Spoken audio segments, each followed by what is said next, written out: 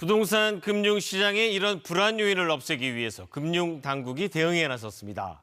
부동산 프로젝트 파이낸싱의 자금 흐름을 분석한 결과 전체 사업장 중에서 5에서 10%가량이 부실 가능성이 있는 걸로 분석됐습니다. 손서영 기자의 보도입니다.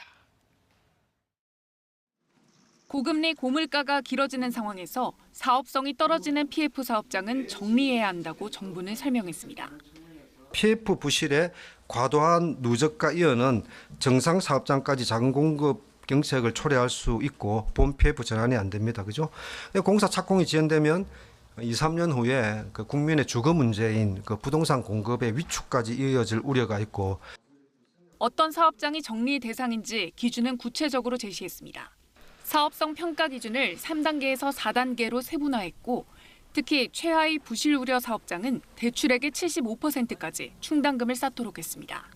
금융회사가 사업장을 정리하도록 유도한 셈입니다. 전체 PF 사업장의 90에서 95%는 정상 사업장이라고 당국은 밝혔습니다.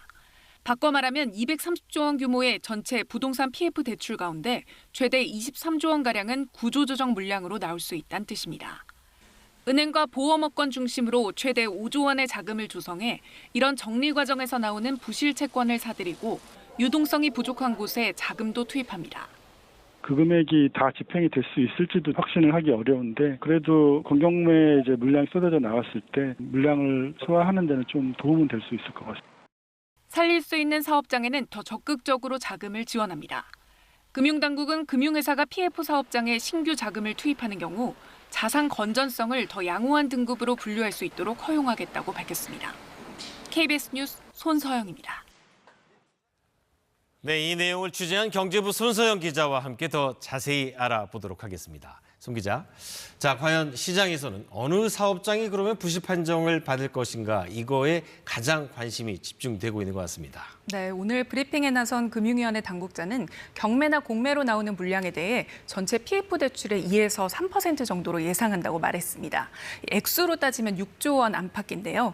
시장에서는 이미 연체 중이거나 이 경공매 절차를 밟고 있는 부실 사업장이 대상이 될 거로 보고 있습니다. 예상을 뛰어넘는 규모는 아니라는 평가가 나옵니다. 네, 그러니까 전체 부실은 5에서 10% 그리고 경매로 넘어가는 물량 그보다 좀 더 적을 거다 이런 얘기죠. 근데 앞으로 여러 가지 변수가 있지 않습니까? 원자재 값이 오를 수도 있고 금리가 언제 내려갈지도 모르는 상황이고 그렇다면 이렇게 정리 대상이 더 늘어날 가능성도 있나요? 네, 그렇습니다. 이 3단계이던 평가 등급이 4단계로 늘어나면 이 등급이 하향되는 사업장은 생길 겁니다. 이 금융당국은 다만 대규모 도시개발 사업 같은 사업 특수성이 있는 경우에는 예외를 인정하겠다고 밝혔습니다. 네, 그런데 이제 부동산 화랑기에 이금융권이 이런 방식으로 돈을 좀 많이 벌었거든요. 근데 지금은 이제 상황이 정반대가 됐어요. 이번 조치로 이금융권에는 어떤 영향이 있을 걸로 보세요? 네, 이 브릿지론 같은 고위험 부동산 PF 비중이 높은 이금융권의 경우에는 어느 정도 손실이 불가피한 측면이 있습니다. 이 금융당국은 지난 2년간 걱정을 많이 했다면서도 위험을 가정해서 이제 테스트를 했던 스트레스 테스트 결과 충분히 버텨낼 수 있다고 판단했다고 평가했습니다. 다만 일시적으로 자금이 부족해지는 곳들이 생길 수가 있고요. 업권 전체로 봤을 때는 이런 부담 때문에 당분간 수익성이 나빠질 수 있습니다. 네, 자, 이금융권이 그렇다면 또 다른 축은 이제 건설업체들인데 건설업체에는 어떤 영향을 미칠 걸로 보십니까? 네, 시장 불안 해소에는 도움이 된다는 반응이 나왔습니다.